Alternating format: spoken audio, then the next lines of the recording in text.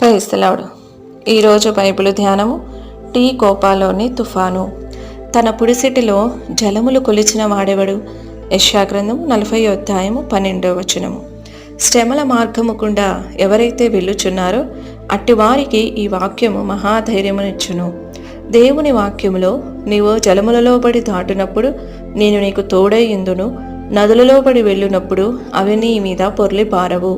యెషయా గ్రంథము 43వ అధ్యాయం 2వ వచనములో చెప్పబడినట్లుగా పరిశోధనలు జలములు, తుఫానులు, వరదలు మొదలగు వాటికి పోల్చబడి ఉన్నవి. ప్రపంచంలోనున్న జలములన్నిటినీ మన సర్వశక్తిగల దేవుడు తన చేతి పుడిసిటిలో పట్టుకొనగలిగినప్పుడు సముద్రములోని నీళ్లలో ఒక బొట్టు నీటి బిందువు వలె ఉన్న మన యొక్క శ్రమలు ఏ విధము చేతనైనను మన యొక్క ఆత్మీయ జీవితమునకు భంగము కలిగించలేవు, దానిని నశింపజేయనూ లేవు. మన యొక్క పరిశోధనలన్నీయూ ఒక టీ కోపాలోని తుఫాను వంటివే. యోర్దాను నది వంటి శోధనలలో మునిగి నశించిపోవక యేసు చైతన్యతో నన్ను కాపాడిన ప్రేమను మరువలేను. ప్రియదేవుని బిడ్డ, నిన్ను ఒక బలమైన హస్తము ఆదుకొనుచున్నదని నీవెప్పుడునూ మర్చిపోవద్దు.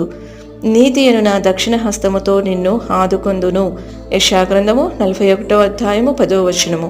మన ప్రేమగల దేవుని యొక్క హస్తములు ఎంతో విశాలమైనవిగాను శక్తివంతమైనవిగాను ఉన్నందున ఏ అపవాది కూడా ఆయన హస్తములలో నుండి మనలను అపహరింపజాలడు.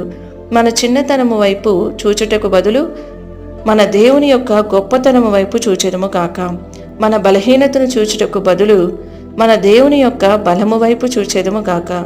మన స్వల్ప పరిమితుల వైపు అనగా లోపముల వైపు చూచుట కంటే మన కొరకు ప్రభువు ఉంచిన అంతులేని అపరిమితమైన కృప వైపు చూచెదము గాక.